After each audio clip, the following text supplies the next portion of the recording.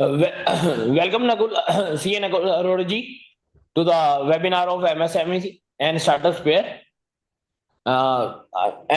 He is a managing partner growing firm with the operation and services which are needed to be the business the most along with what they get around every concern corner. We introduced the firm independent. He have managing director in Aurora Nakul and Associate. He also worked in independent financial consultant, also in intern, NR and company chartered accountant, personal banker at Barclays Bank.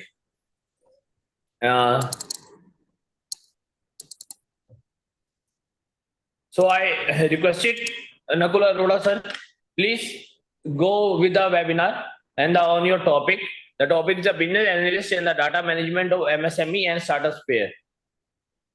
So Thank you so much. Yeah. I hand over to the Nakul Arora sir to take the session and give him the best. Thank you so much, Devangji. I'm really thankful for all the management and all the planning that has been done behind the session. It is only fair that I thank the Committee on MSME and Startups, the chairman and the vice chairman, including the secretary and the technical team. Today's topic is one of the most interesting ones, and even if it does not interest any one of you, it is the most important topic for any MSME or startup operating today. The lack of data analysis is the reason of maximum failures in startups fair these days. The best issue that I can is lack of knowledge of the right data and delay in decision making. So when I say there's a delay in decision making, decisions are delayed because of two factors. One, not having sufficient information or not getting that information in time. And after we have information, we are trying to take arbitrary judgmental calls. Now, that is the incorrect way of approaching today's fast-pacing business modules. Have we recently seen that whatever startup starts is coming into the sphere very soon? And mostly in the business world, similar behavior has been seen negatively for a certain phase of time and with certain audience, and suddenly that behavior becomes a very keen and important behavior for another stream of customers. I'll share a small example with you. Pricing is a very sensitive issue. We say that a certain market is price sensitive. I will take the most recent example of Starbucks. Whosoever here has ever been to Starbucks, most of us have, we know that they operate in a market which pays approximately 300 to 700 rupees for a cup of coffee. And then there was a small market which was 60 rupees and 30 rupees of a coffee, which was Amul and other companies were dealing there. Now Starbucks has come in with its PET bottles of 120 rupees. It is capturing every size of the market. So the same behavior can be seen as good for someone and bad for somebody else. The point of focus is to have the right data and analyze it. Now you might be feeling that you've given us so much information. How will we know what to analyze and where to analyze? I promise you in the next 1.5 hours, you will be able to identify or at least know how to identify the right performance indicators and how to actually use the analytical tools available today. The problem is not the lack of tools. The problem is having the tools and not being able to use them. So let's begin with the introduction of today's session. Today, we will be talking about the following agenda. First, of course, we will talk about using data to analyze business decisions, to make business decisions. We need to take quick decisions.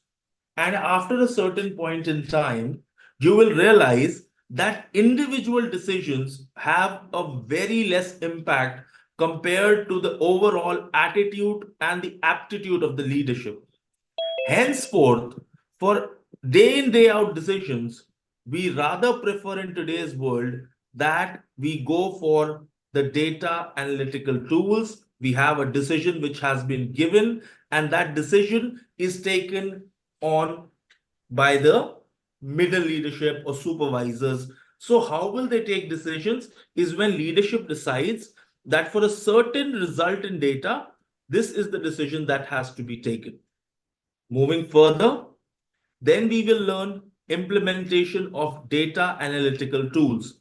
I will share real case studies from my real client experiences, and trust me, the changes we have observed have led to a change in revenue, a change in customer satisfaction, brand value, and most important, the change in net profit received from all the assignments. Moving on, we will learn and we will understand the key performance indicators. And trust me, the problem is not knowing the KPIs. The problem is not knowing the right KPIs for your business. All right. So let's begin our journey, and we are in for a session, because otherwise things might not make as much sense in the end, because there's a lot of data to understand. So, firstly, let us understand the importance of data management, the importance of data analytics, and how is it important for us. We're living in a digital age marked by an unprecedented explosion of data, from customer interaction and market trends to operational efficiencies and financial metrics. Data is being generated at an astonishing rate. This deluge of information presents a golden opportunity for business to gain deeper insights and make more informed decisions, and ultimately take the competitive advantage. For instance, we can say at the heart of this opportunity, it is how much you can utilize data for making a business decision. So, what I'm trying to say is data driven.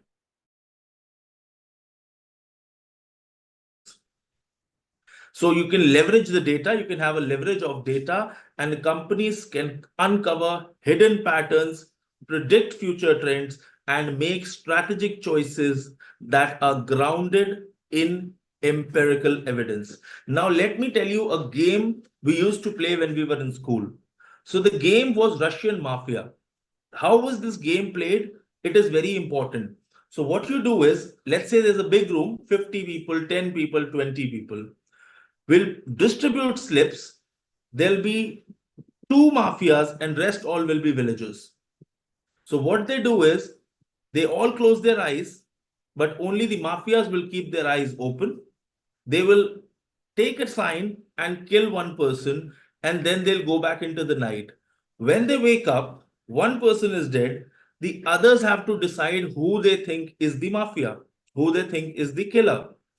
They will usually end up that the mafias will win the game and not the villagers. Why? This game actually told the school students that very few people with secret information or information in the form that the others don't have it make better choices and are having better chances of success. So, how do we implement these tools? To tap into full potential of data, it is crucial to implement robust data analytical tool. These tools enable business process, vast amounts of information, sophisticated analysis, and they visualize data in a way which is both comprehensible, that means we can comprehend the data, and actionable. There's no point in having a chart, making your team go make Excels unless they're able to take an action based on that. So, how will we do that? Through advanced statistical methods, machine learning algorithms, real time analytics, and things like that. And now, with the help of these data tools, people are making crucial, very crucial changes to their business aptitude and attitude.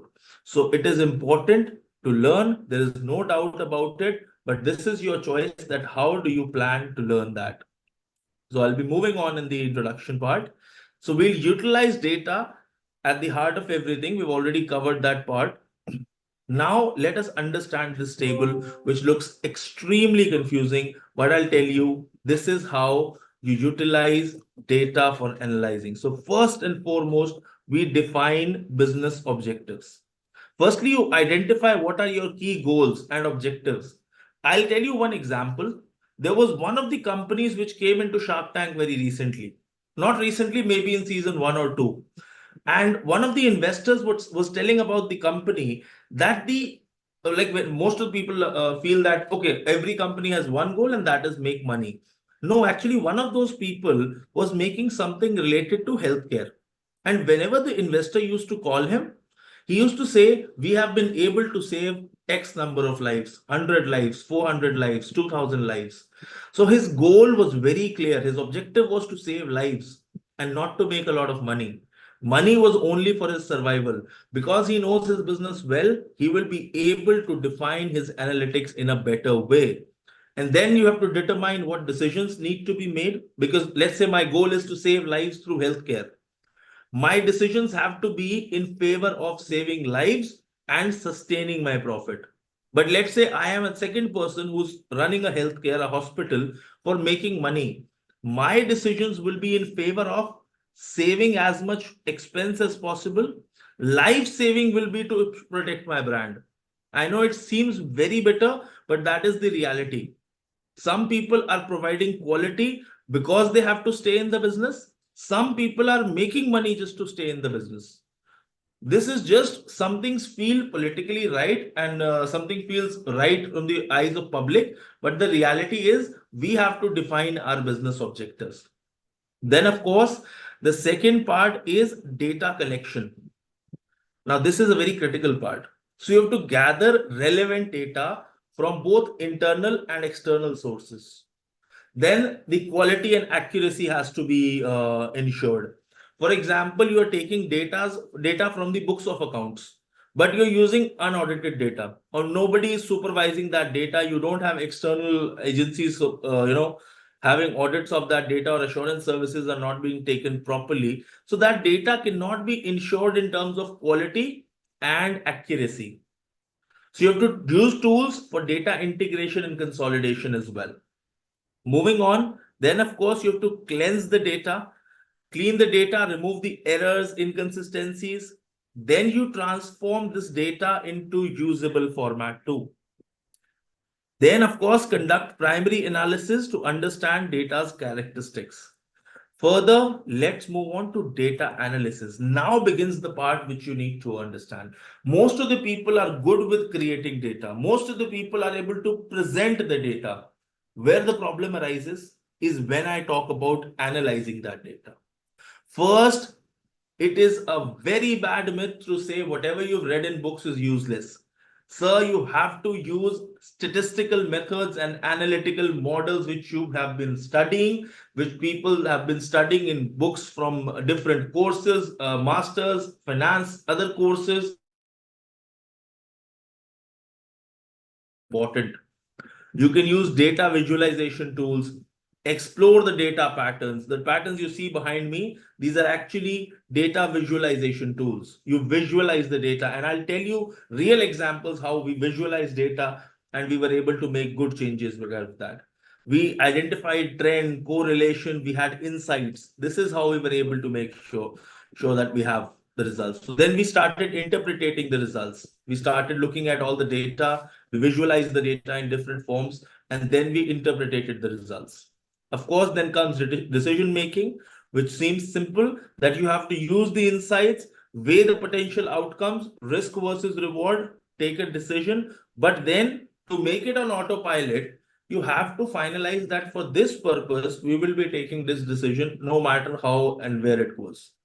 Like, for example, in the Indian cricket team, they use yo-yo test for everybody. No matter if you are better, but you're not able to clear yo-yo test, you'll not be in the team.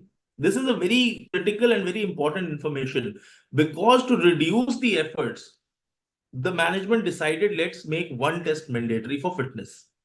Then, of course, you implement, then you monitor, and then you review and refine. Continuous monitoring of your decision making as well is important. many people make this mistake that they don't continuously monitor what they've been doing.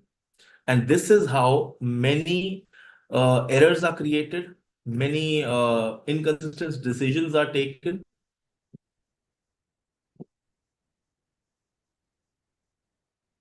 A second.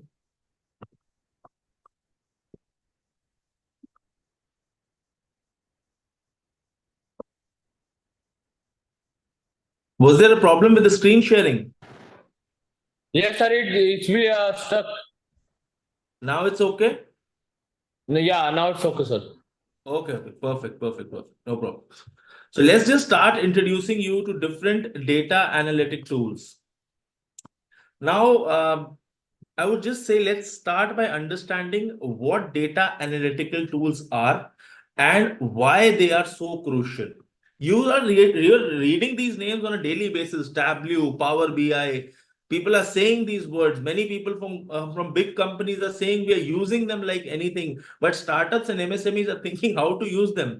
I promise you, you'll know how to use them and what all real case studies have been worked out with the help of this. And I'll show you the data sets as well we worked on. Of course, they're dummy sets, but very similar to the real world sets which we used.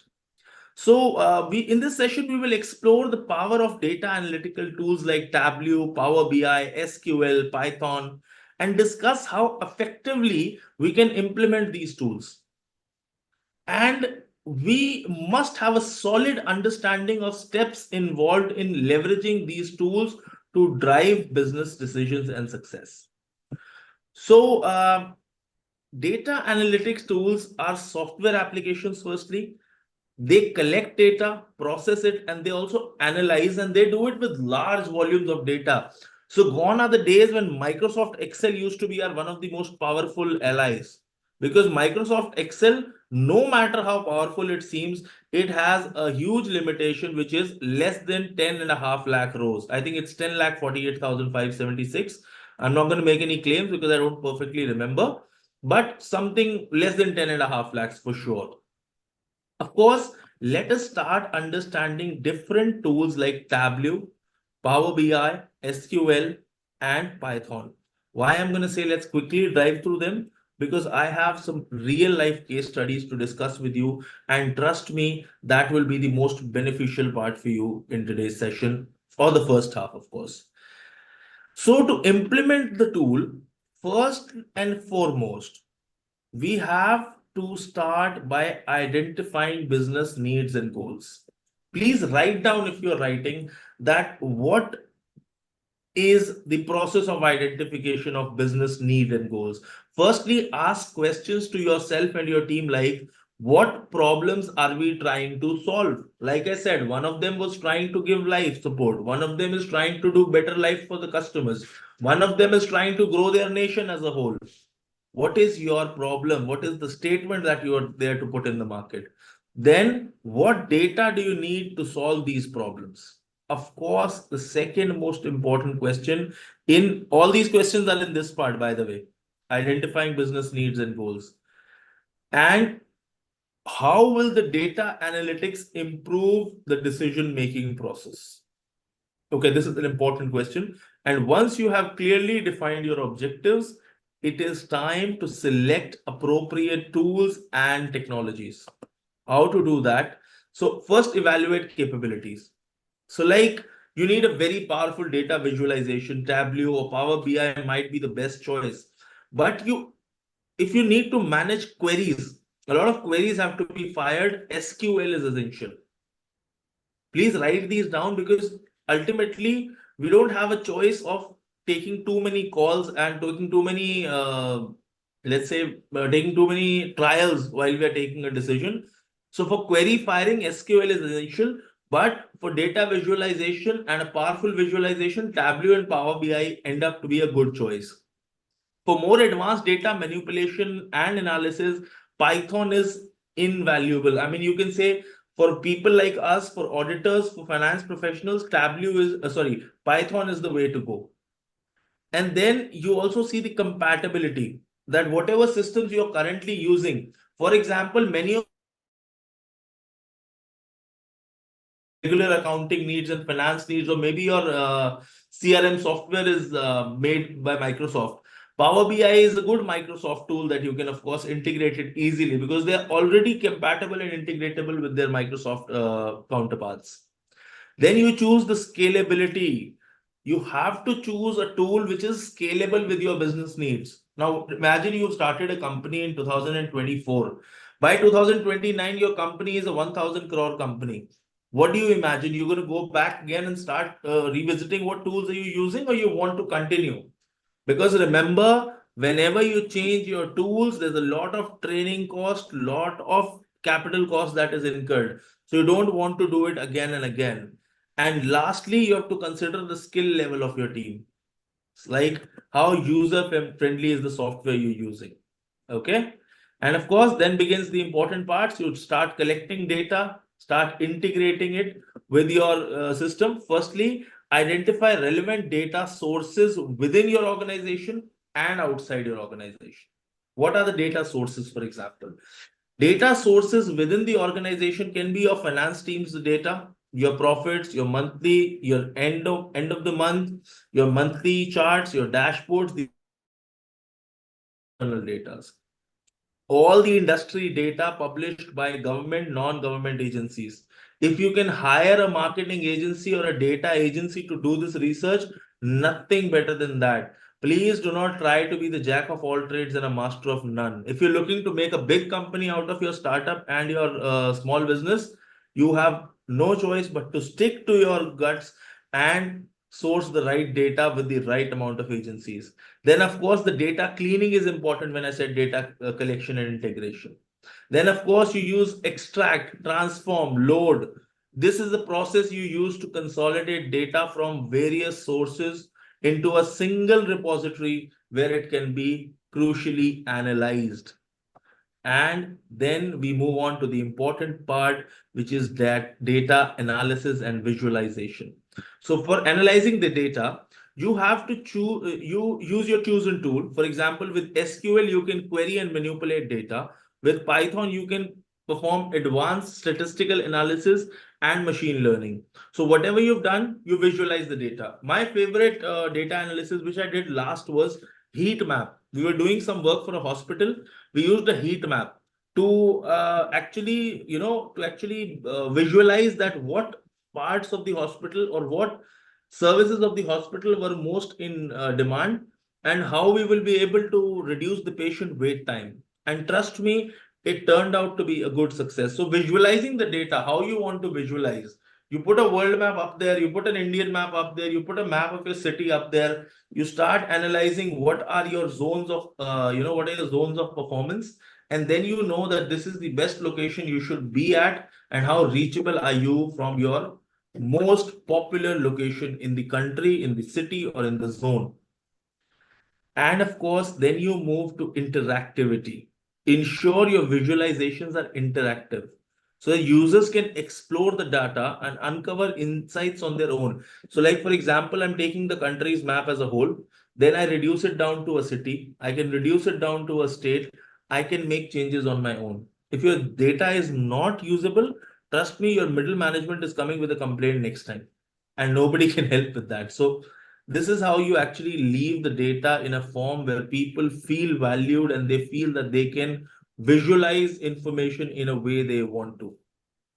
Then, of course, you move on to decision making with the help of this data. So I think it's a good amount of time that we've spent. I'll share real life case studies that has happened. Be glad to explain that how these case studies helped not just the company but my organization to grow as a team. Me as a professional, I as a professional grew a lot after doing this. So once we were actually dealing with a retail store. So what I did was I did work on a data set. I will show you a sample data set. This is not the retail store which we worked on, but this is the sample data set. As you can see, the items which you see is blue jeans, red t-shirts, leather jackets, running shoes, sandals, formal shirts. So I'm trying to give you an example of a apparel and a clothing outlet. This is the way the data actually looks like. Now you can put this data into a pie chart. You can put this into any form. But my personal issue here in this organization was this: overstocking and understocking. Now, how this was affecting the organization, this is the real example that happened, and how data helped into this is amazing.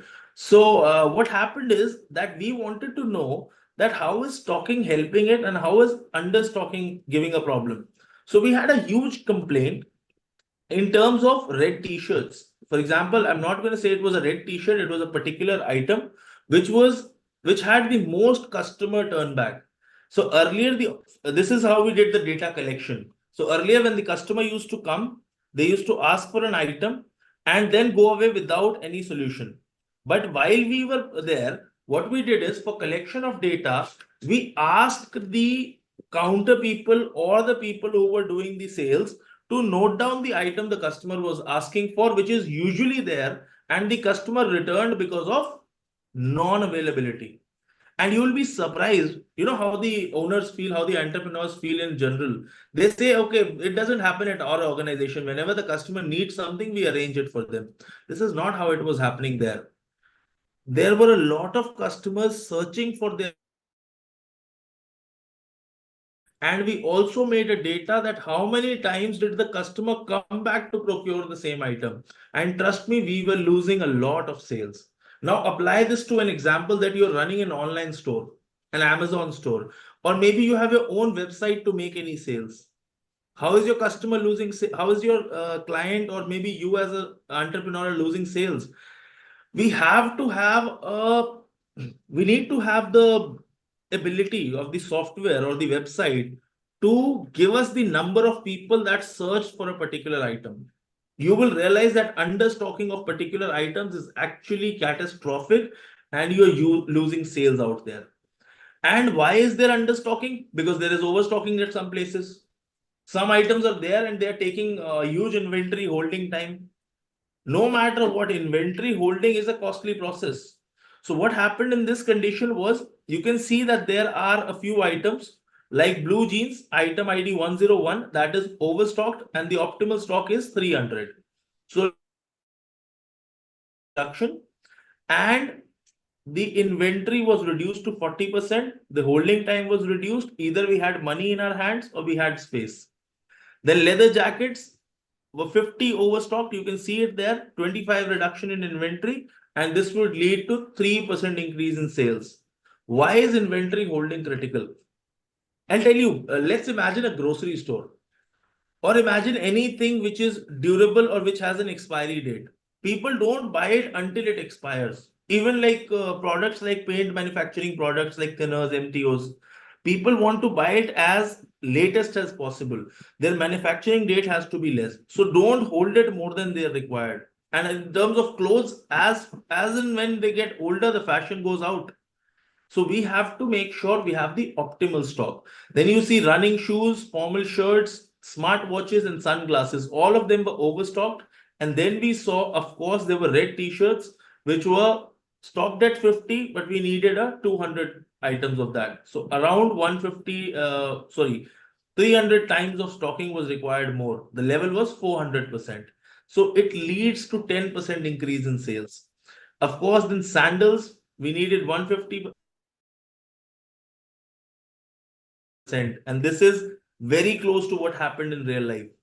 And casual dresses 60, and then we needed an optimal stock of 180. The sale was 8% in increase. And then belts, of course, 5 times overstocked, understocked. So we stocked it again, and 9% increase was there, which you see as a small data set. I promise, just because with the help of this data set and analysis, we were able sold 100 CR in the previous year, we were able to sell 300 CR in the next year. So this is how in real life data sets and visualization helps. And by the way, of course, I would still give you the name of the tool that we were using here. I've taken different example for different tools. Remember that I have taken the example that the tool that we used in this retail company was Tableau. With the help of Tableau, we were able to make this a reality. We were able to analyze the data set to this level. Now let's move on. We'll do the second case study now. The healthcare department. The healthcare, it is a very sensitive market. Of course, there is a twofold choice when we come to healthcare. First, we want to save lives. There's a moral obligation. That your moral obligation is to save lives. If your job is not being done properly, people are losing lives. You can lose the brand value as well. So it is better that we understand and appreciate the market as it is. So we actually were able to introduce the second tool, which was Power BI at this place. Why did we introduce Power BI instead of anything else? Because Power BI has more tools, honestly. Power BI was able to give us heat maps, donuts. These were the issues, these were the kind of tools that we were able to utilize in this organization. And of course, how this turned out to be a success, I will just share the data set as a sample data set what we were working with, and let's see what you understand with the help of this data set on your screen. So what happened is, to visualize how healthcare provider used to use Power BI and how the operations were optimized, we have created a dashboard for you. This is just a sample dashboard that showcases the key matrix and its outcome. So the overview is that the key metrics were patient wait time reduction. So as low as the wait time, better the feedback, better your revenue, of course, because if you attend them quickly, you're able to address more problems. And of course, the patient gives you more value and there's a lot more credibility of the hospital that is established. Then the of course the supply chain cost in hospitals, that is important. Now, the supply has to be on time, both for saving lives and second for ensuring that the cost is reduced. And then of course then we had to integrate data. How will we get data for this? Imagine you are working for a hospital. You're actually owning a hospital as a startup. You have to source your data from first patient records. There's an example, you can get data from your organization in the same way.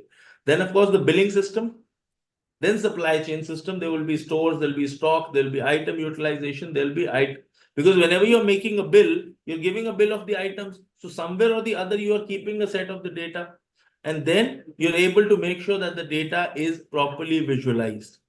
So then, how do you visualize the data? A flow diagram showing how data from these sources are integrated into Power BI. So we have to use things like, okay, let's imagine the different tools. We all know a bar chart. A bar chart will be showing the average patient wait times before and after the implementation. So the difference in the bar chart can tell you your progress. Then for cost analysis, you can use things like a pie chart. For example, you can distribute the supply chain costs before and after optimization. And a column chart can be used for monthly supply chain costs. Now, because my most of the audience,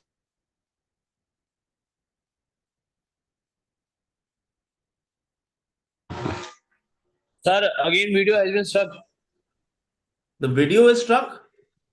Yeah, yeah. Now it's active. Now, yeah, Okay, yeah. okay. Thank you there. Of course, then for cost analysis, we were done. Now we have to move to patient record integration. To integrate patient records, a heat map, because we know most of the terms here, I am just trying to show you a sample heat map. How a heat map actually looks like. Okay, just give me 1 second. Just for the knowledge basis, I'm going to show you how a heat map usually is picturized.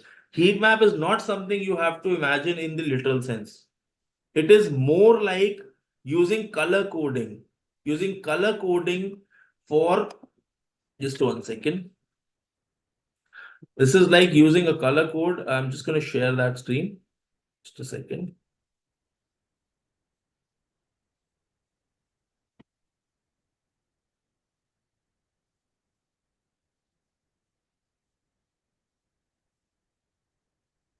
And I hope you guys can see it. This is how a heat map looks like. So as red the color is, that is the most important issue to be addressed at this time. This is mainly done on the basis of patient wait time. Wherever the wait time is beyond 10 minutes, it has been color coded so that you can actually focus on the exact point that we are discussing. So let's move back to our presentation.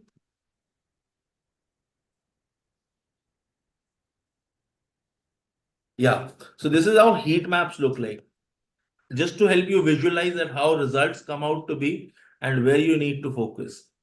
Then, of course, you can visualize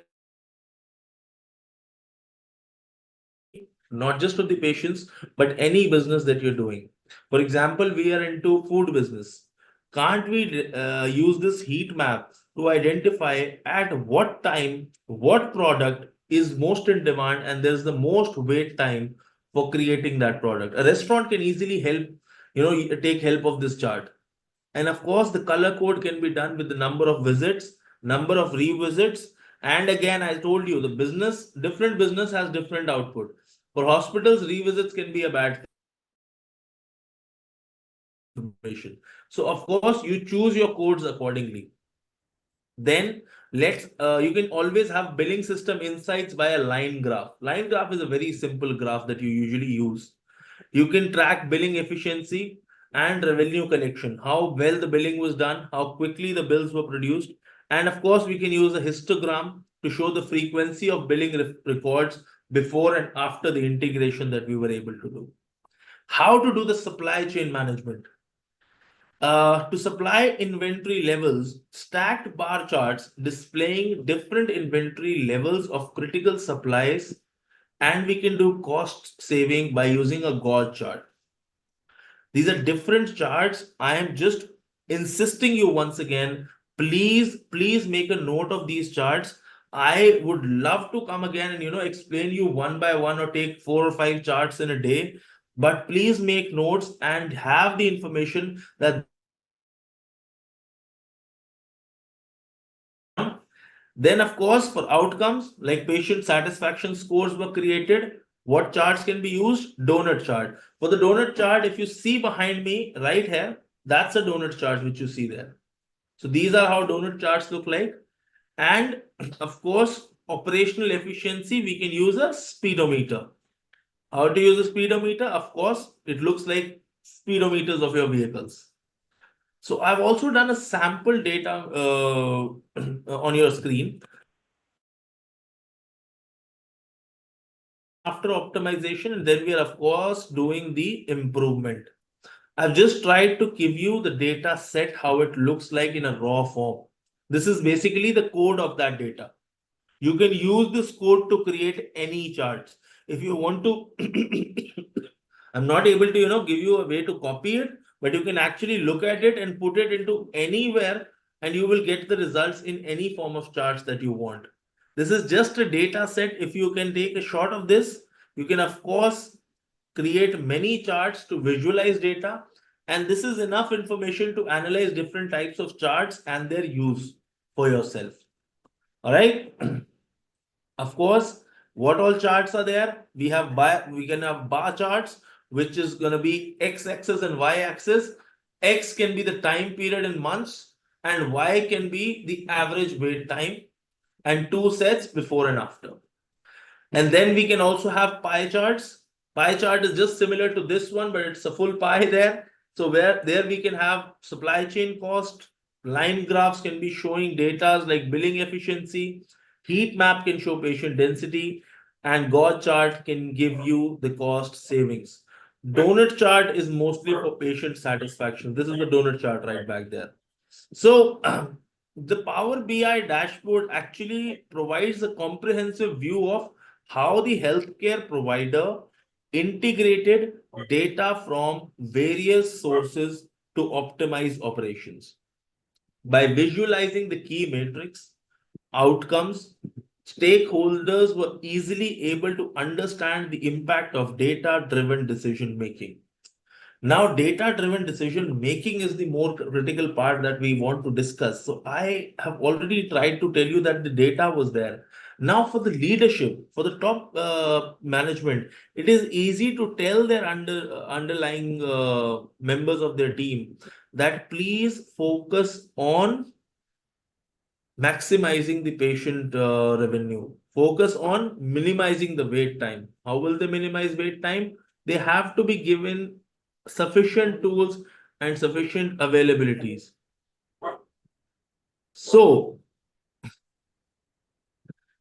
for sorry, ultimately, this will enhance the overall efficiency and patient satisfaction. I do apologize, I just missed a slide in the mind. I'm so sorry. Moving on, let's try and understand that there was the last one which we left out here, but we'll still try to cover it. How is SQL? I would just give me 1 second. Yeah. So, how was SQL, and of course, the other important one was Python. They are more usable when we have to fire queries and manipulate data. To identify fraud in finance industry, please listen to the case study. I don't have a lot of visual presentation for this, but listen to the case study that for using Python and SQL, we can fire queries to identify things like fraud. My initial experience of my career was in banking. So in banking, identifying frauds is simple. The fabrication of frauds is very clear. They will be as good as a clear data set. So they will be hiding between the real data. But by firing random queries, you're able to identify something which is something or the other which is going wrong.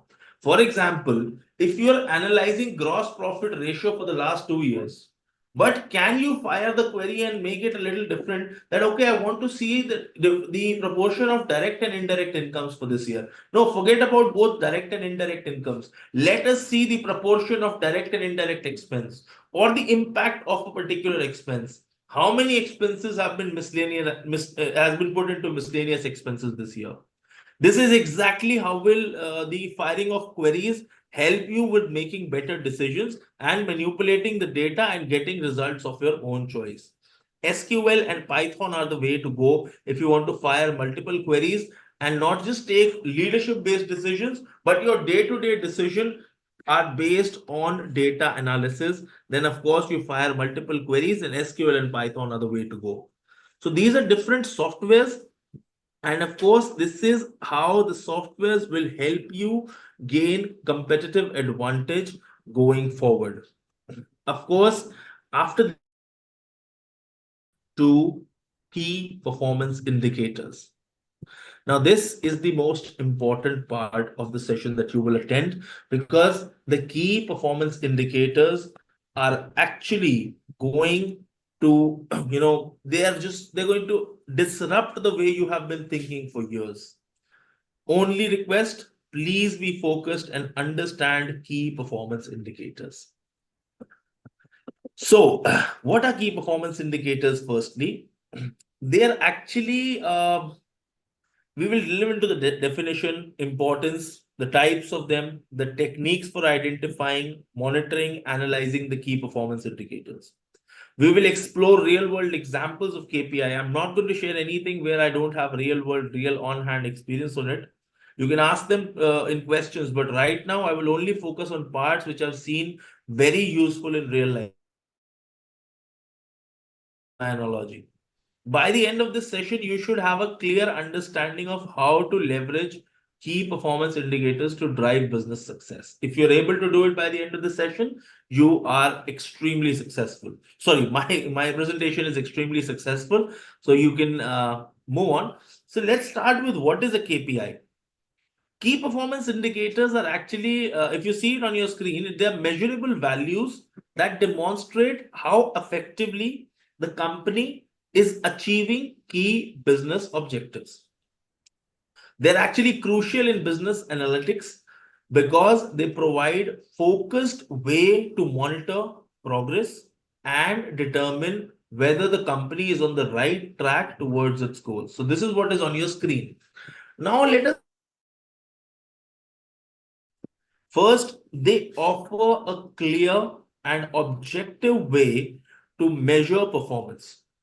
Second, please make a note of this, that how they're helping you out. Second, they help in making informed decisions. I told you, sometimes I used to say this between my staff, there is no right decision or wrong decision. There are less and more informed decisions. So by analyzing KPIs, business can identify strengths and weaknesses. You can uncover opportunity, and you can also address threats that are existing, and of course grab the best opportunity available. They also align the entire organization towards a common goal. Why? Look, like if I decide I have a multi-brand, I have a single brand showroom. We have showrooms all across the country.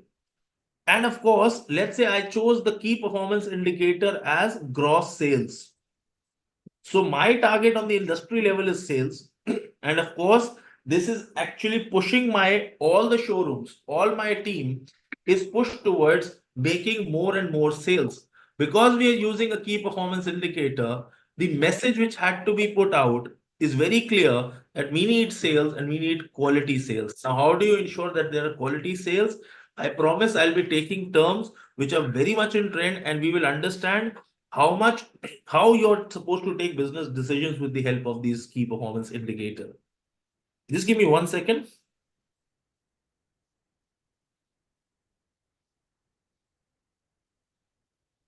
So just put on a practice that I note down the important parts that come to my mind while explaining one topic, so I'm able to explain it while going forward when the time comes. So what are the different types of KPIs? What are the different types of KPIs? Key performance indicators are mainly divided into 4 types. First is, of course, the financial KPIs. These are metrics that assess companies' financial health and performance. They include measures like revenue growth. So you can have, I'm trying to write it down for you, either revenue can be here, or you can also have an indicator like margin. Where can margin be important? If you have a service industry or you're trying to give service with the help of some products, margin is also a very important indicator. Some people have a important KPI as being margin, how much margin you're able to derive. And of course, one of the most important and less practically talked about one is return on investment. Many people think that this business is good because a lot of money is coming in, but they don't realize that the money is coming in with the help of a huge investment. The return on investment is one of the most important key performance indicator, and it applies to across industry. When I say financial KPIs like revenue, margin, and return on investment, these are applicable to almost every organization, every client of yours. These indicators will apply on. Then, of course, cash flows. We make cash flow statements. We also talk about cash flows. What's the point in having a huge amount of sales, huge amount of profit margins, but there's no realization? So cash flow is one of the more important priorities in some industries, because in some industries the sales are good, but there are sales returns, huge return period, and then in some industries the distributors or the super stockists are given a huge amount of time to repay. So that means that gives a slow cash flow, which can affect the financial stability and also the profitability of the business in the long run, of course. Moving on. Then we have an important part, which is customer KPI. The financial KPI is pulling out of this matrix because that is something which is applicable to all the business. It is applicable to. Okay, moving on. Now there is customer key performance indicators focus on the satisfaction and loyalty of the customers. They help in understanding how well a company meets customer needs and expectations. The common customer related key performance indicators are Net Promoter Score, the NPS, customer retention rate, and customer lifetime value. Now let us understand the popular ones. For understanding the Net Promoter Score, and the customer retention rate, let us talk about a very popular term these days, which is ARPU. Very popular, the corporates want to call it ARPU. It is actually ARPU, which is average revenue per unit. Some people call it ARPC, which is average revenue per customer. It can be average revenue per assignment. It can be average revenue per contract. We can have an average revenue per contract. An assignment can be a part of multiple contracts, and sometimes one assignment can be accomplished with the help of multiple teams. The retention is an important part, and this has helped many of my clients make very informed decisions and take very good profitable decisions. How would this happen? So every company has two costs. One is marketing and one is production, one is customer service. So if your, let's say there's one thing, one matrix that identifies the new customer. How do we identify new customer? Is the unique customer count, UCC. The unique customer count, that means the customer which begins with us for this year, that means that is the number of new customers we are adding.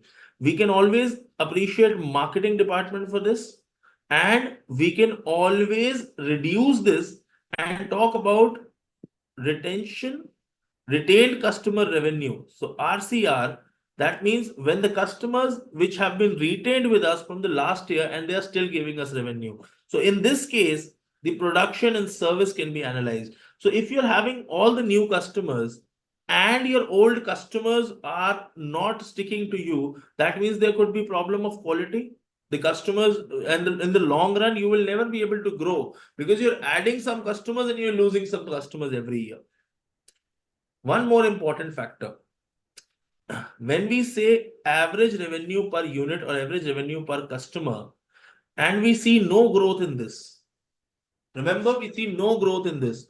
So for example, I've got 10 customers and they were paying X amount to me in 2023 and they're still paying to me X in 2024. That means that there has been no net growth in terms of average customers, because we all have to remember that there's such a thing in this world called saturation. So there will be one time when the market will be saturated, there'll be a lot of competition, and I'll be dependent upon my loyal customers. How will I survive at that time? At that time, my average revenue per customer growth is extremely crucial. So whenever you see people making these charts, my simple analogy here and my simple request to all the audience members, especially the chartered accountants, especially the finance professionals, please help the organizations implement these things. And do not stick to all the traditional methods of just average revenue and having no key performance indicators. Please help them apply the indicators according to their needs, not the indicators we think are appropriate for them. Okay, so let's move on to the next KPI, which is process related KPI, which is used to measure the efficiency and effectiveness of a business process. How do we do this? They help actually in identifying bottlenecks, streamline operations, and improve productivity. So now you must be thinking there's a lot of rocket science and a lot of jargons that I've spoken. Let me just put it in simple words like cycle time, error rates, on-time delivery rates. These are actually very common process KPIs. To understand process KPIs better, how about I share an example? So let's say this is the process. Okay. We first receive goods, then they go for repacking, then they go for labeling, then they are there for they're in the store for some time, and of course then they are released for sales and marketing. They are on the display in a showroom, or maybe they can be on a display in a more than a showroom. It can be on a display on internet on has a certain return time, and then the goods can be returned or accepted. The sale can be completed. Let's say we have a waiting time to accept, we have a waiting time to repack, but we have no waiting time to relabel. And whenever the requirement will be too much, whenever we will have the optimum demand or more demand than the regular ones, the bottlenecks will be these two. Firstly, this one will be the bottleneck.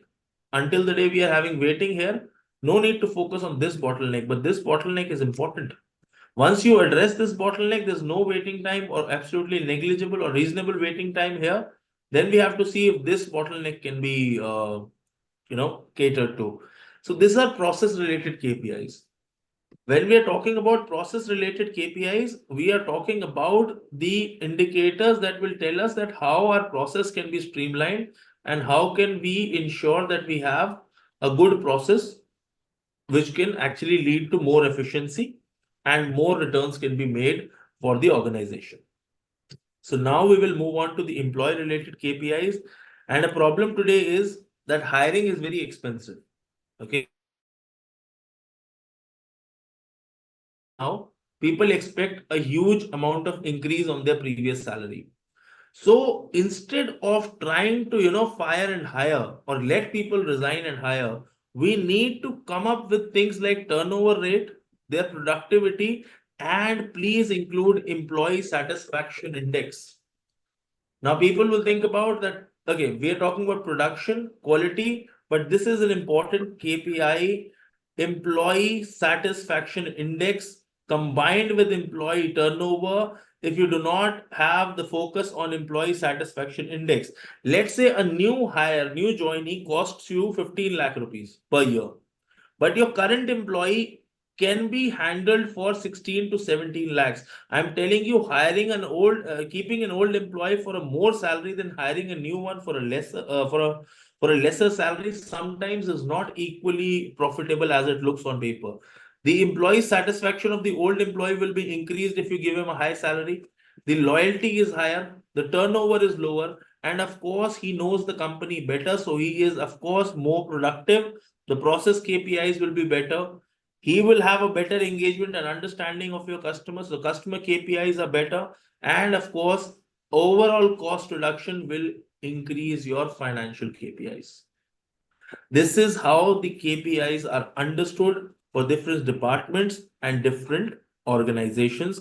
And within the organization, this is how key performance indicators are talked about. This is how key performance indicators are applied on. Let's try and move on to the next part, which is how to identify and select relevant key performance indicators for your business. I already told you the definition of clear business objectives when we were talking about data analytics and the tools for analytics. Initially, everything begins by starting you have to clearly define your objective. Like I told you, the objective which you define here has to be your true objective, not the one which you write down on the piece of paper and try to show the world. This has to be your clear objective. What are you trying to achieve? And your KPI should be directly aligned with this goal. I'm telling you, most of the startups today do not have a goal of making a lot of money. First goal that they have, short-term goal, is to capture as much market as possible. Do you see how many loss-making startups are there these days? And we very smart, they're smarter than we know.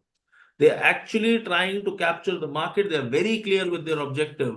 The target is to capture the market. The profit will be made later on. This is how they think. And sometimes it works. Moving on. Then the second step is to involve the key stakeholders. Sir, let me just tell you, nobody should be feeling left out whenever you are deciding your key performance indicator. Please include your managers, your team leaders, and employees who will be affected with this key performance indicator. For example, what happens when you choose your key performance indicator? Because you have chosen your key performance indicator,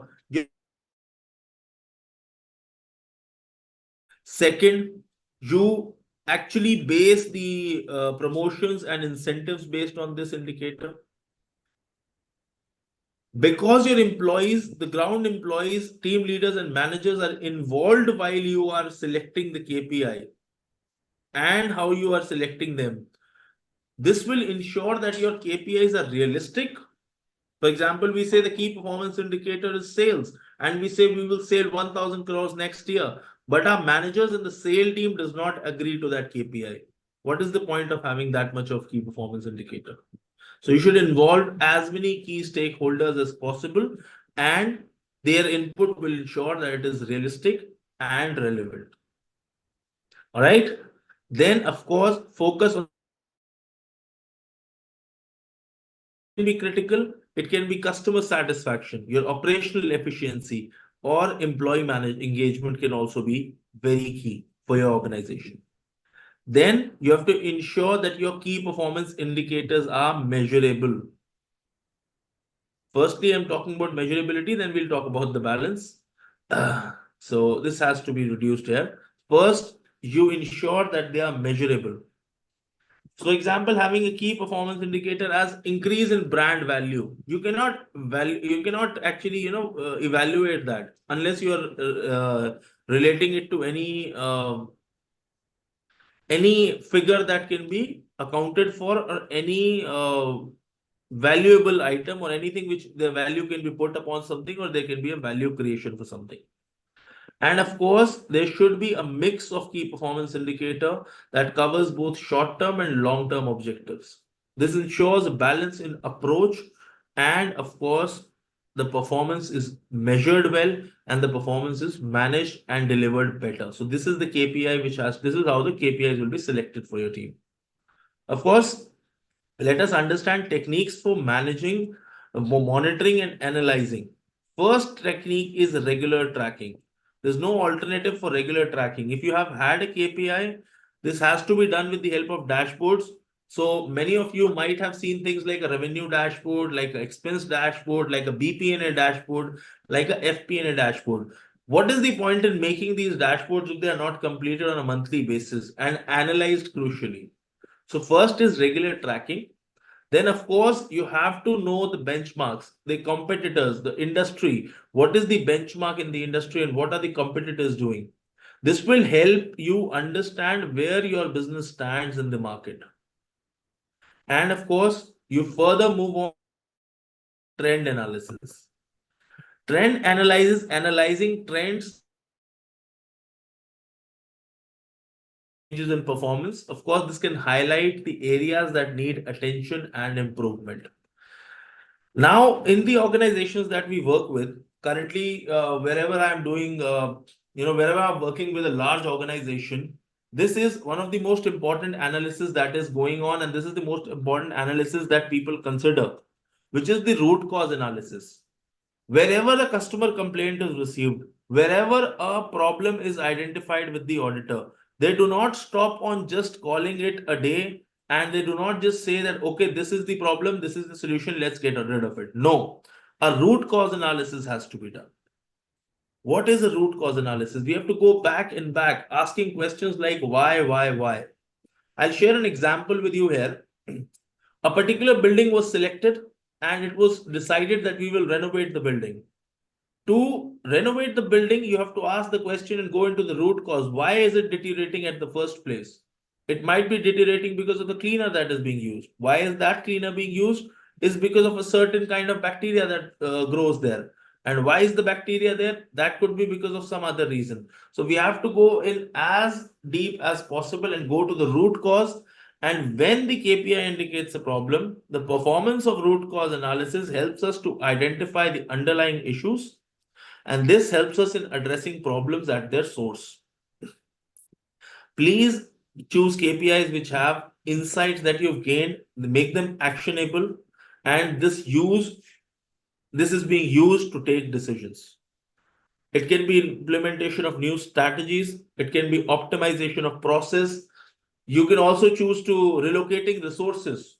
For sometimes, like for example, like I said, you start analyzing these two figures. Like I told you in the last slide, we were talking about ARPU, average revenue per unit, and then we were moving on to retention, customer retention.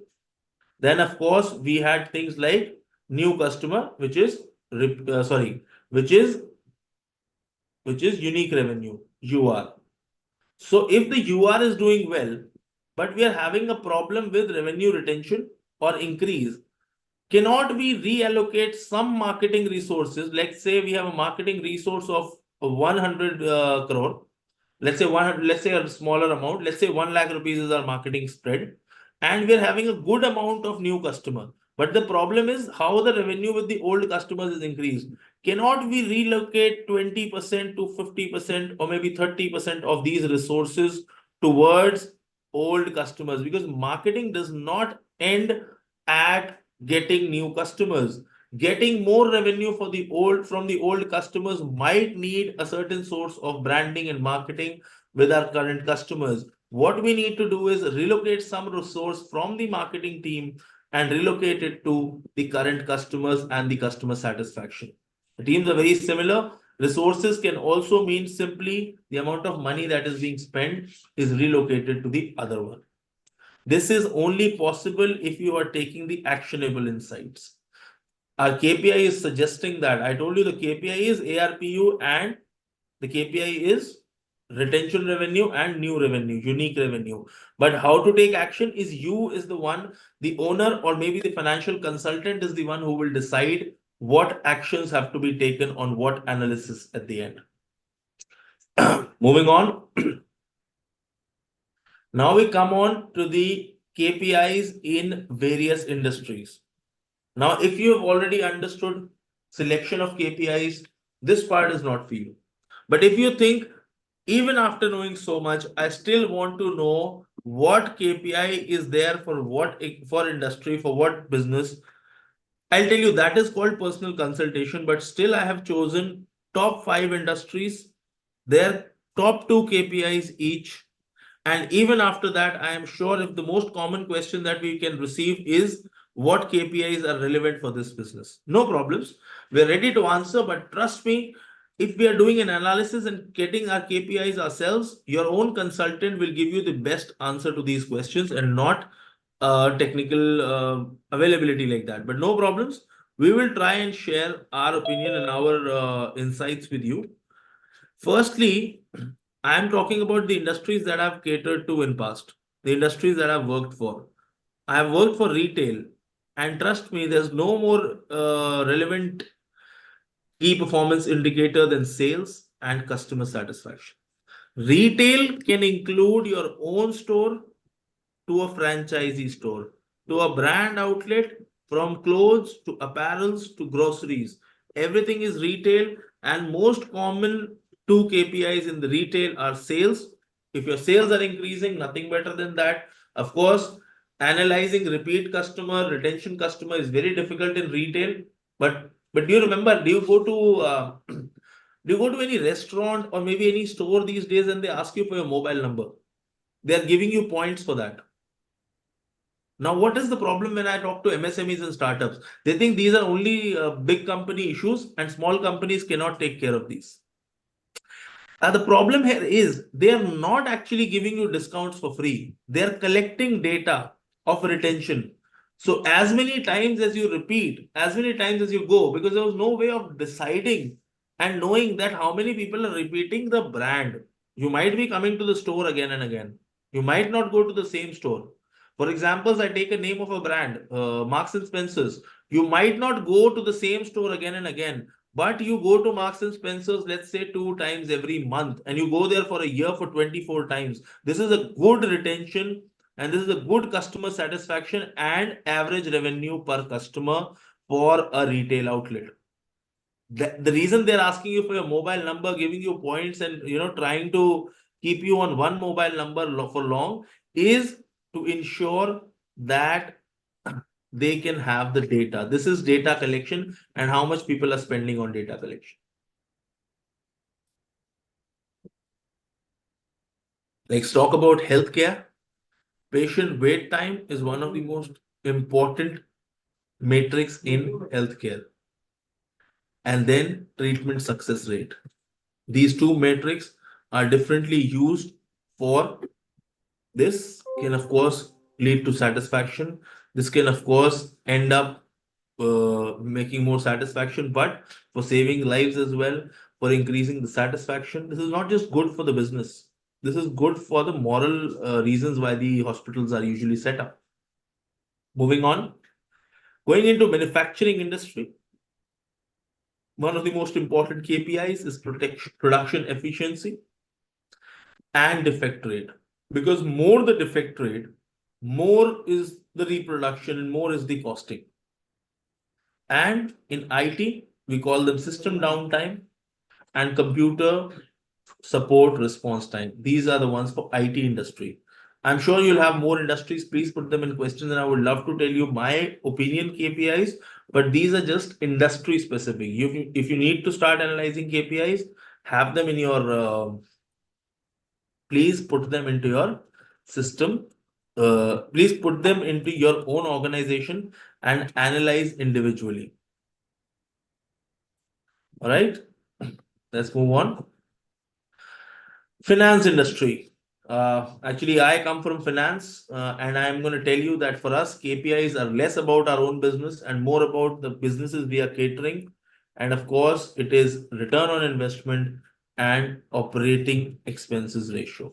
These are the ratios which we usually deal with. These are the ratios which we usually talk about. But are we able to make benefit out of these ratios and these KPIs is only and only dependent upon our own approach towards it and our own decision that how we choose to address different issues. All right. So just a second. Right. Now let us talk about. I think there's some other problem, some technical problem with the screen once again. Just give me 1 second. I think it's better now. Okay. Just 1 second.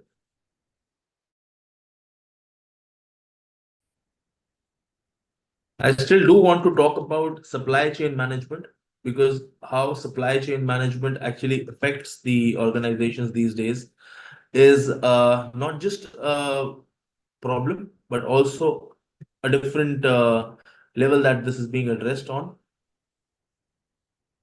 Just a second. There's some problem which I'm receiving with the screen and application. I'm just going to resolve that in a minute.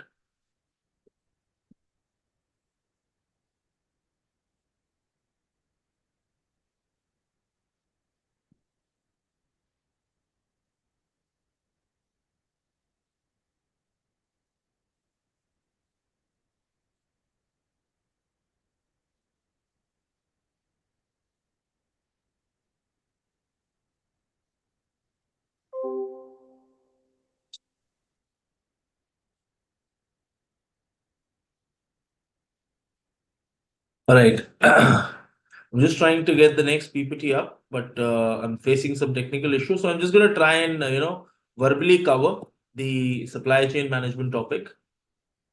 Just a second. So one of the most important parts of the session today is analyzing data. And with the help of data, you can, of course, manage your supply chain. And to, I'm sorry, the screen is just giving me a little bit of EVGBs. So the supply chain is dependent upon many factors. Like I said, there are KPIs, like we were already discussing. I'm going to try and use the data set which we have already used today. So, like we have got the information regarding the overstocking and understocking. So many other issues too. Like how do we need the data? Like if there is overstocking in any department, we can create that stock, we can create that, we can reduce that overstocking, and we can use that amount of resources towards something else. Just a second. So when I talk about supply chain, let's talk about the key components. The key components of a supply chain are procurement, production, distribution, and logistics. So when we are doing an analysis of the supply chain, we put these KPIs and we analyze the data initially. To begin with, we use the data of procurement. I'm going to use a blank slide so we can actually, use the space and we can talk about it with bare hands. So just ignore the rest of things. For example, we will first talk about procurement. There can be different indicators for procurement. We can procure different amounts of material. For example, we first address overstocking. Then we, of course, address understocking, which we've already done. Now, other issues can be cost, which we are having, cost plus the cost to company from different outlets. With having the procurement issue resolved, we can take our priority into consideration, and that priority can result in the best procurement solution. As I told you, after procurement comes the production issue. In the production as well, similar to procurement, we can choose that the production line can use different indicators like that. The indicators of production line, what can be the indicators? Like we discussed already, the process KPIs. The process KPIs can be used to indicate the efficiency in terms of production. Now, when we use these process KPIs, we will know where our bottlenecks are, what issues are we trying to address, and of course, what our key metrics have been addressed during that. And by the help of that, we can, of course, make the right amount of production, and our production efficiency will increase in time.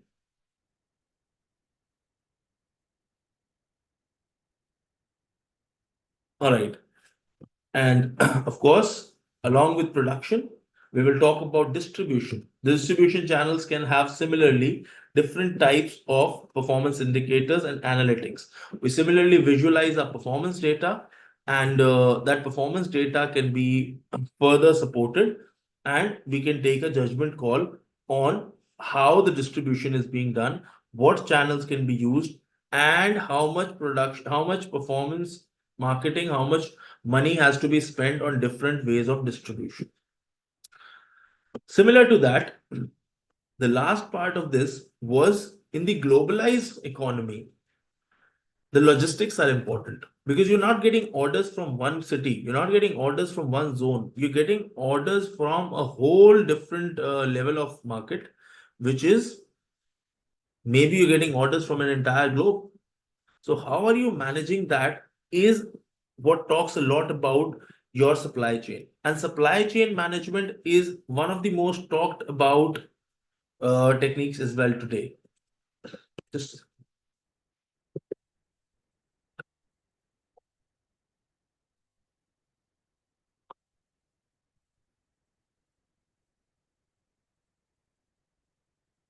so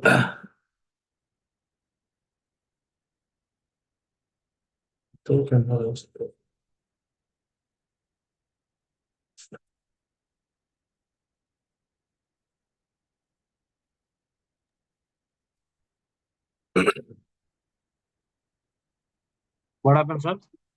just 1 second, I'm having some problem with the I'm trying to pull up some data which is not being pulled up. That's all. Nothing Okay. else. Okay. Right. All right. I think I'll have a problem with the PPT. Maybe there's some production issue. No problems. Let us start talking about the key components of supply chain before we move any further. We'll talk about the key components firstly, and then we'll talk a little about supply chain. And then, of course, we can move on to the questions and answers. I think that'll be really comfortable, Devang, I suppose. Yes, sir. No problem. It's Okay. almost around going to 3:30. So after 15 minutes, after 15 minutes we can discuss the question answers. Perfect, perfect. That was just because of the timing that I wanted to, I've kept the topic crisp for the timing issue, and I think we just have more time than we actually expected. So, of course, I have to pull up the rest of the PPT as well for that. Make the most of the time. Let's dive into the key components that constitute a supply chain. Firstly, like I told you, there's production, which can include sourcing and acquisition of raw materials and the component necessary for production. Now, for the next part, we said we have production, which can entail things like, what can transform these raw materials into finished products through a manufacturing process. Remember, production can And mean different things for two different industries. For manufacturing, it can be entailing the raw materials into finished products. For service industry, it can be stewardship, how the information comes to us and how we design and send it back. The second we have to do is distribution. It can be storage, handling, transportation, and whatnot. Now, finally, the logistics. Whereas we know how to transport them, how the storage process is designed, and ensuring timely delivery. So, because today we are all interconnected, I told there's a global economy. The significance of supply chain management cannot be overstated. I do not need to emphasize. I do not need to emphasize on why supply chain is important. Efficient supply management is crucial for business, and we have to make sure that it enables us to streamline our process, and furthermore it plays a vital role in issues like where geopolitical tensions can occur, because if we have a supply chain data driven market, like we have a data of different organization, because the geopolitical situation keeps on changing on a day in day out basis. Now, do you imagine that how can a data-driven organization do better in a geopolitical environment we are in today? For example, you procure some material from a certain country, and in some time we're not able to do the same. How will we do it if we do not have the data that how much cost can come from different countries? Will we sit to analyze, or will we try to, uh, deliver the orders that we already have to hand? So in that case, if you already have the data, you have already done the analysis, you can of course talk about the cost efficiency. So for an efficient supply chain, the reduced cost can help you have lower procurement while you are procuring from sources different from your current source. Forget about the geopolitical situation. Let's talk about the most important supplier of our organization is no longer able to produce. Now, because we have the data ready, the data set just needs one query to be fired that remove that line of cost which was for one particular supplier. Rest costs are available. We have the quotations from our other suppliers. We can of course put it into the procurement, production, and distribution by minimizing the wastage. We will not have a lot of wastage. The inventory levels can be optimized, and the resource utilization will be, of course, improved. How can a good supply chain help you with customer satisfaction? Of course, because it will ensure timely delivery of products, services which will lead to improved customer satisfaction. And more than customer satisfaction, I think one particular matrix which cannot be quantified very precisely, we cannot quantify it, but I think old organizations have it for a fact, is customer loyalty. Customer loyalty is something which we do not value as much as we used to value it a few years ago. But meeting customers' expectation for on-time delivery, product quality, and service reliability is essential to build a strong reputation in the market. And those loyal customers are the marketing of our brand without any additional cost. They are branding our product without any additional cost. So, supply chain disruptions such as natural disasters and failures can have significant repercussions. But if the management is effective, the potential risks are identified. The strategies to mitigate them are available. Like you can diversify suppliers that I've already told, but you can also have contingency plans. Like many ways, you can, for example, I am into retail business of, I was already talking about the example of a clothes showroom, a apparel showroom.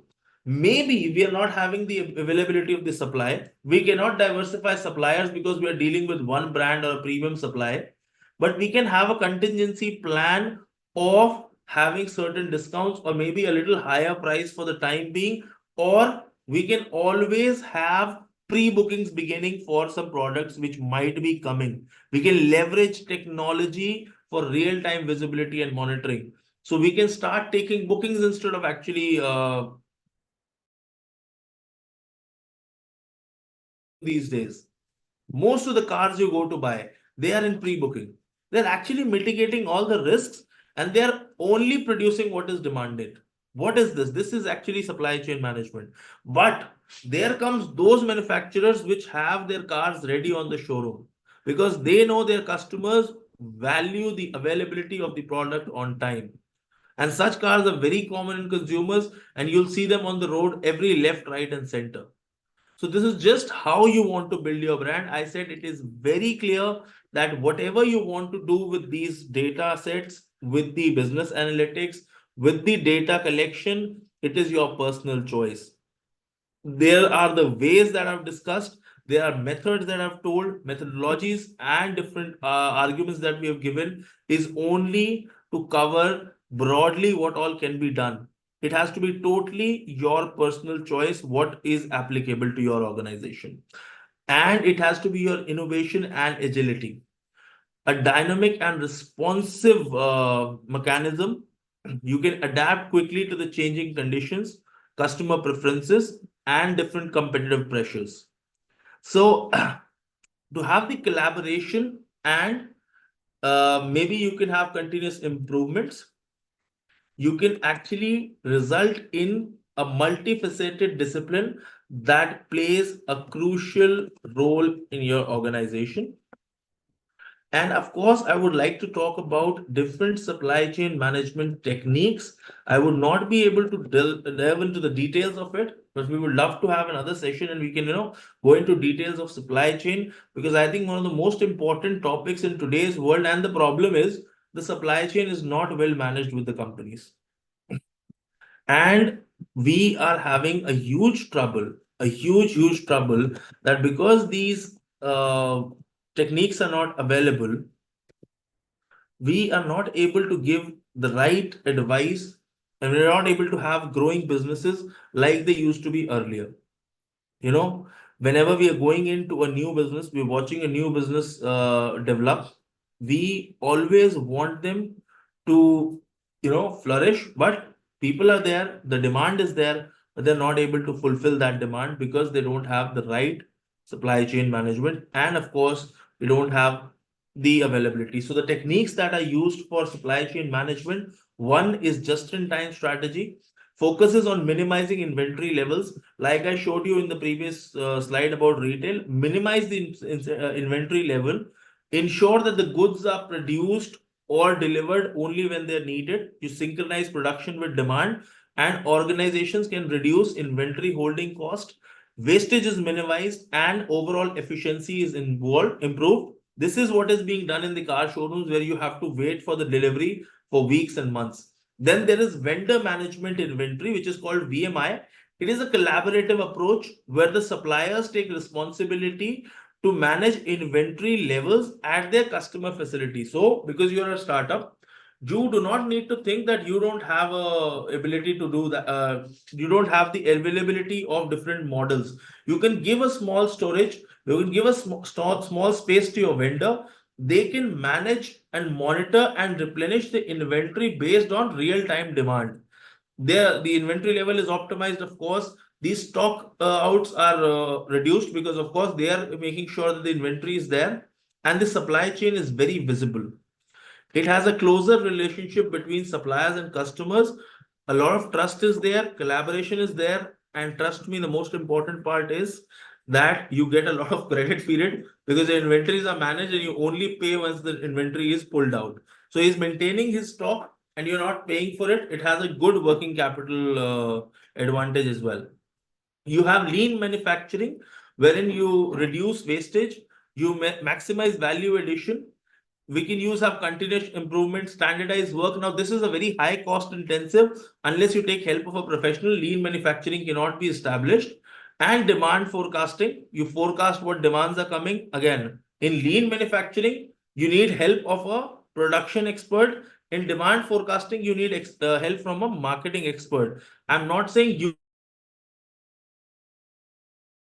right amount of data and confidence in the abilities, not of yourself, but even of the professionals whose advice you are trusting, because you're the ultimate risk bearer here. And of course, we can do cross docking, like it's a logistic strategy where unloading and incoming orders from suppliers and they load directly onto the outbound vehicles. How this is done is, I'll take a very local example to this. Many retail stores take orders of, let's say, sodas, cold drinks during the wedding season.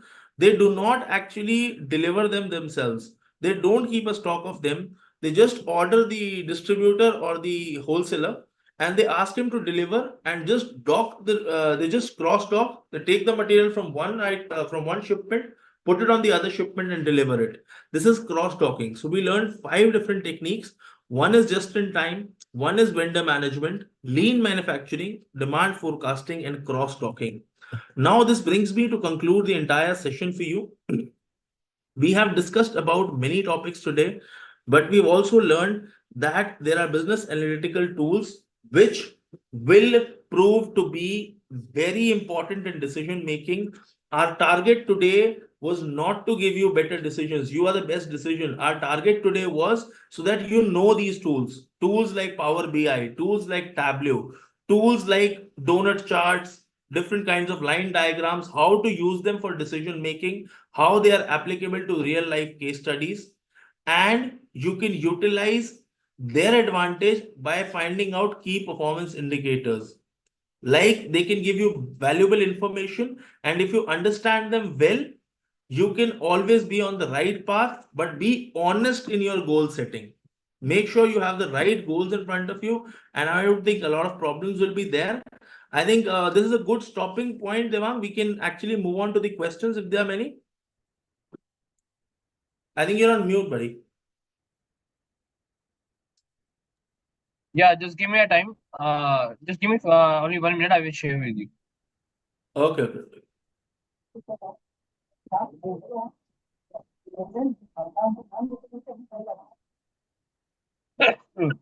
So actually, Yushi ma'am also have joined with us.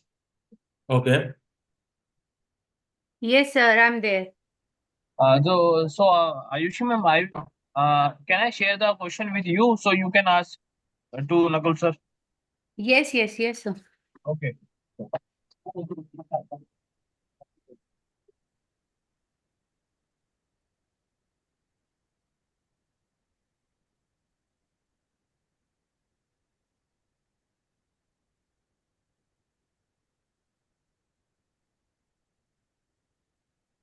I have sent you a message, ma'am. Yes, I am sharing. Yes, Ayushi ma'am. yes, sir. Yes, I'm sharing.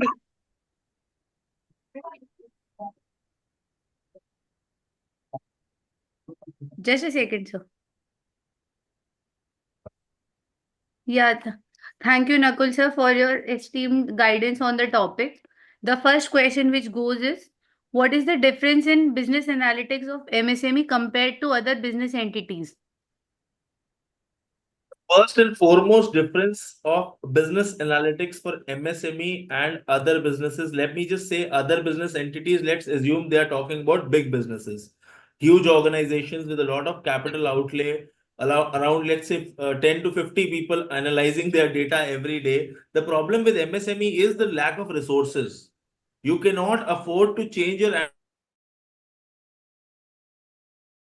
has to be involved into decision making once. They have to take their call and then trust the process. Because they are having less resources, you need to be more keen on taking bigger decisions. Because most of the MSMEs, the problem is more than the marketing department, the owner is involved in making the brand. If you talk about big organizations, owners are just involved with analyzing these indicators and taking decisions.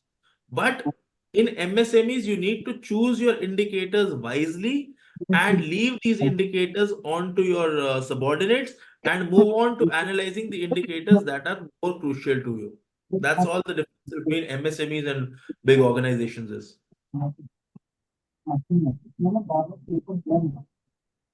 Aishi, we can have the second question. Yeah, I have shared the another The next question also.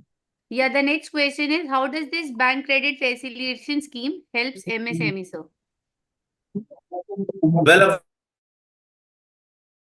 MSME is the lack of resources. So banks credit facilitation scheme is always helpful that it can give you credit whenever you need it. You are able to procure credit with less documentation. That's the first point. Second, there's a kind of guarantee that is taken by the central government. So in case of difficulties in repayment, you get better time, you have more security, and you can take a little structuring of the bank credit facilitation for MSMEs is better than for a normal loan that you will take out. One of the biggest challenges that you will face for going for this bank credit facilitation is, please ensure that from the MSME portal, have a pre-approved application before you go into the bank. When we go to the bank and we ask for a loan straight away, the problem comes that the banks deny having any recollection, and they give you a normal loan by even after taking your MSME documents. So you take your approval from the MSME's website and then go into the taking the credit facilitation. Okay. The next question goes is, which are the lending institutions eligible for extending loans under FFCs? Lending institutions eligible to extend loans under the FFCs. FFCs, which is the foreign currency convertible. Are we talking about foreign currency convertible bonds? Because FFCs are usually foreign currencies related issues, but okay, even if they're talking under a first scheduled commercial banks, of course, which is the not the rural banks, but the scheduled commercial banks, other financial institutions like NBFCs, authorized dealers, which are like DSAs, they can also go ahead and help you out with that. And of course, IDF, NBFCs, NBFCs, NDSI, and IFCs, of course. These are the different organizations that are giving credits.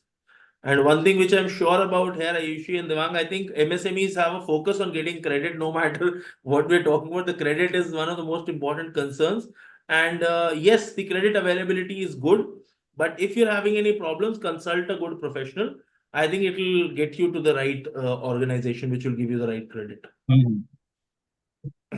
Thank you, sir. The next question goes is, what are the margin norms for loans under MSME? Margin norms. So the Yeah. margin which has to be taken in terms of the total income or maybe the revenue. Well, I think no matter what we tell you, the margin norms are, the bank's credit team will analyze their margin norms again. So please do not go in with the pre set mind. So like the loan amount, they are calculated as a percentage of the total loan, which has to be sanctioned to the borrower. It depends upon the type of collateral, credit rating of your borrower, that is also very important, the purpose of the loan, and of course if there is any subsidy from the government, it is more helpful in that case.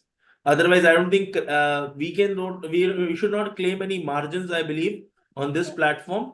There is a marginal the margin decision is of the credit manager of the bank. Trust me, even the bank manager would not claim the margin. So he will just tell you this is the norm, and they will just move ahead with the file. So just make sure you have a good credit rating. Try and take secured loans instead of unsecured loans.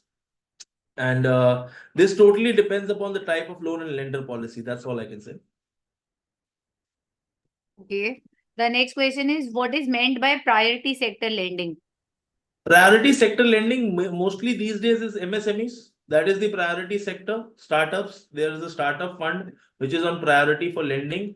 In if it is a KCC branch, which is a rural branch, KCCs are very much in priority. That is just what is all about priority sector lending, which we already we've been hearing for these days. Okay. Another question is, what are there any targets prescribed for lending by banks to MSMEs? That's a little question which I would refrain my answer from. We know these things because of having internal information about the banks.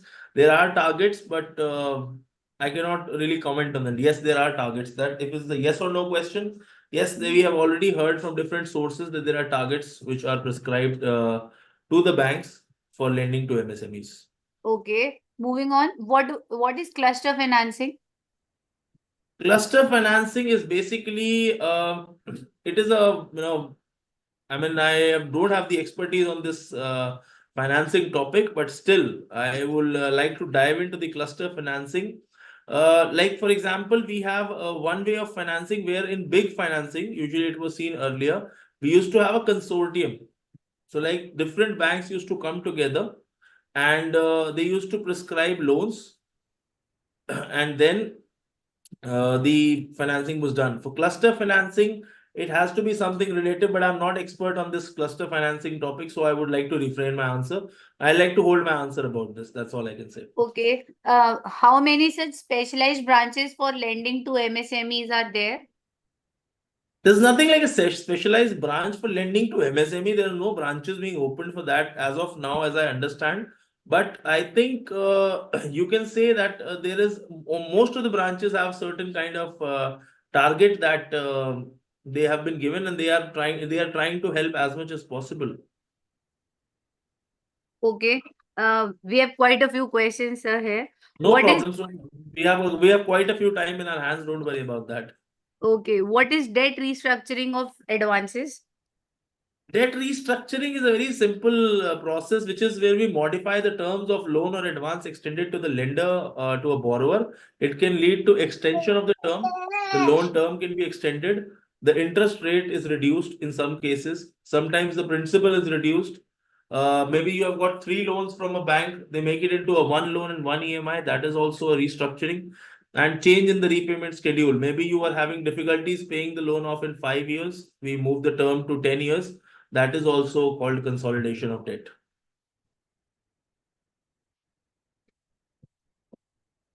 Yes, Ayushi, we can move on to the next question. Yeah. Another question is, what are the RBI guidelines on one-time settlement scheme for MSEs for settlement of their NPAs? Yeah, I mean, that is an important question because many clients are coming up to us with that very question. Well, RBI has issued some guidelines regarding OTS. This is a scheme only applicable to micro and small, not the medium ones, only micro and small micro and small enterprises. This will address their NPAs. They facilitate resolution of stressed loans, and they promote financial stability of the micro and small enterprises. Not for MSMEs, it's for MSEs. The eligibility is simple. It is classification, that what classification are you in, and the status of the account and the nature of default, why the default has occurred, and how what is the scope, and the scope of the scheme that can be extended to like term loans, maybe working capital, or what type of finance they want to extend it to. Then, of course, concessionary terms, the RBI will specify the concessionary terms for settlement under OTS. The time frame in which this eligible MSE has to avail the OTS. There's an approval process, and that will be prescribed. And the reporting and monitoring. The banks have to report the OTS settlements and, of course, monitor them. And then there will be reviews by RBI. That's all. Okay. Apart from loans and other banking facilities, do banks provide any guidance to MSE entrepreneurs? Not the banks. Not the banks don't. I don't think banks have that. Banks have that kind of mechanism where banks are providing guidance. But yes, banks can provide financial advisory services. They may offer MSE entrepreneurs to help them understand various financing options available, how to manage their cash flows, how to make informed decisions. Credit counseling can be done by banks, like importance of maintaining a good credit behavior, how to manage debt, how to have a good credit score. They can help business planning support. There could be a business planning support. Some training and workshops can be organized by the banks. Government scheme access is given by the banks. What access is there for the MSEs? They can educate them. I don't know if banks would want to, but networking opportunities can be facilitated by the banks. Technology adoption and risk management. These are the facilities which banks can give, in my opinion, to the MSEs. These guidances. Now, what bank is giving what guidance, you have to research it on yourself, or maybe the committee can make arrangements for that understanding. But this committee is giving you a lot of guidance on a lot of things. So I think we are covered from that point of view. Okay. Thank you, sir. Another question. I hope this would be the last question for the session. Can the That's MSE not too bad. borrower okay. Can the Yeah, MSE yes, borrowers get Ayushi ma'am, this is the last question. can the, can the MSE borrowers get collateral free loans from banks? Honestly, yes, that is the one of the preconditions of MSE loans, that in the CGTMSE and in the PMEGP, these are the schemes. One of the schemes is Startup India scheme. There is banks are they having their own schemes. In these schemes, the loans. Mostly they are made for collateral free loans. I'll tell you the reason it happened is because MSEs usually do not have a lot of properties and factories of their own. They're small organizations, micro and small, very less capital is involved. So not having that kind of a setup, that is why they are given the schemes for the loan. And CGT MSE is a credit guarantee scheme itself. So government itself has a guarantee there. But that does not mean you don't pay off your loan. Your credit rating is there involved. So please be very conscious and you have to get this loan paid off any which ways. Yeah. I hope, sir. Are there any other questions? No, for the no. session? Okay. I hope Mr. Nakul has addressed quite efficiently for all the queries for the session. I would like to propose a formal vote of thanks to you, sir, on behalf of the committee. Also a heartfelt thanks to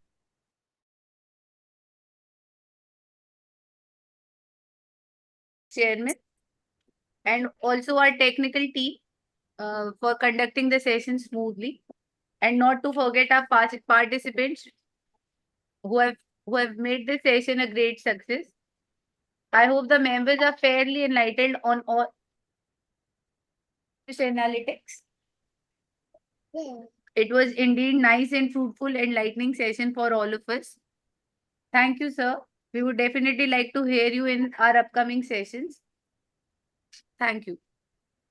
Thank you, Nakul sir, for giving a wonderful session. Thank you, Devangji. And I would like to just specially propose a formal thanks for Devangji for his wonderful management of the session and wonderful disaster management skills as well. Thank you so much. It's my duty. Thank you. Duty. Thank you. Yeah.